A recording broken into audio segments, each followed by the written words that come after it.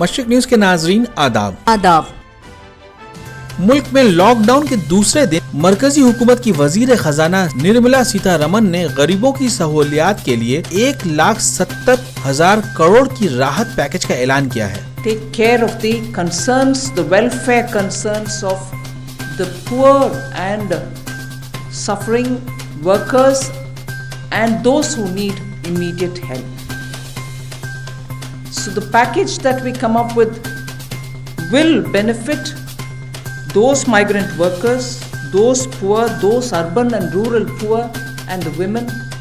And this Prime Minister Garib Kalyan scheme that we want to come out with is expected to meet a total of 1,70,000 crores. मुल्क के 80 करोड़ लोगों को अगले 3 महीने तक 10 kilo चावल या गेहूं और 1 किलो दाल, गरीब खवातीन को मुफ्त गैस सिलेंडर देने के साथ किसानों, बुजुर्गों, बेवा, डॉक्टरों वगैरह को भी राहत देने का ऐलान किया है। इंतजामिया ने कहा है कि किसी चीज की कमी नहीं होने दी जाएगी।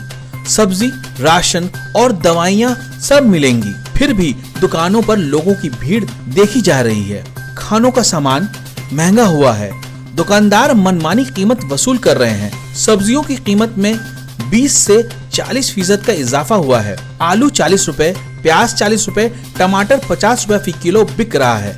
आटा की कीमत 5 किलो पर 25 रुपए बढ़ा दी गई है। वहीं हुकूमत के राहत पैकेज पर सोशल मीडिया में सवाल उठाए जा रहे हैं कि जमीनी सतह पर सरकार की राहत का दिखाई नहीं दे रही है। कोरोना वायरस रोकने के लिए जनता कर्फ्यू और फिर 21 दिनों का लॉकडाउन, ऐसे में जिंदगी की रफ्तार थम गई है। गरीब, दिहाड़ी मजदूर, रिक्शे, टांगे, ठेले, सामान उठाने वाले और बेसहारा लोग खाने को मोहताज हो रहे हैं। सबसे ज्यादा वही लोग मुतासिर हैं। सोशल मीडिया पर एक खातून का वीडियो वायरल हो रहा है जिसमें खातून अपना दर्द बयान करती नजर आ रही है। रोजाना उजरत पर काम करने वाली खातून का कहना है कि भूखे मरने से बेहतर है बीमारी से मरना। इसका कहना है कि मकान मालिक किराए के लिए परेशान कर रहा है, बिजली का बिल देना है, खाने के लिए एक दाना नहीं है, कहां से खाएं?